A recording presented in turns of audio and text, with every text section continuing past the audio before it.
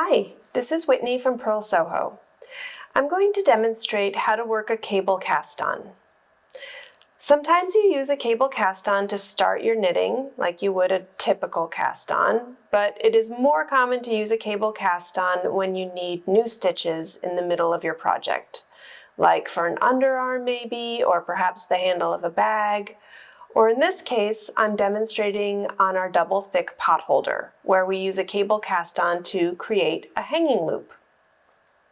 So if your pattern asks you to make a cable cast-on in the middle or end of a row or round, the first thing to do is turn the work so the wrong side is facing you.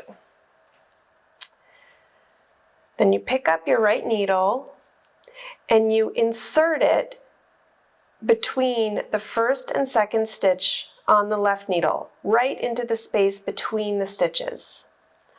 You wrap your working yarn like you would for a normal knit stitch, and you pull the stitch through.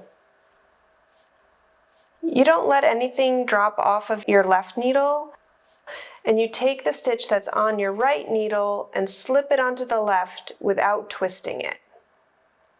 And then you repeat these steps. You insert the right needle between the first and second stitch on the left needle, wrap the yarn, pull a stitch through, don't twist it, and put it on the left needle. You keep going like this for however many stitches your pattern tells you to cast on. And you remember while you're doing it to be nice and loose. If you're too tight, it's going to be really hard to knit your next row or round. Also, keep track of how many stitches you're casting on, because it can get kind of tricky to count them, especially if you've started with more stitches than we did here. So if you want, you can place a stitch marker on the left needle before you begin. The double thick pot holder has you continue casting on, but that's the idea of a cable cast-on, in the middle of your work. So now I'm going to show you how to use a cable cast-on to start your project. The best reason to use a cable cast-on as your actual cast-on is if you don't want your cast-on to create a row of purl bumps on the first row of your project, like you'd get with a basic long-tail cast-on. The downside of starting your work with a cable cast-on is that it doesn't stretch much and it can be pretty tight if you aren't careful. So let's do it.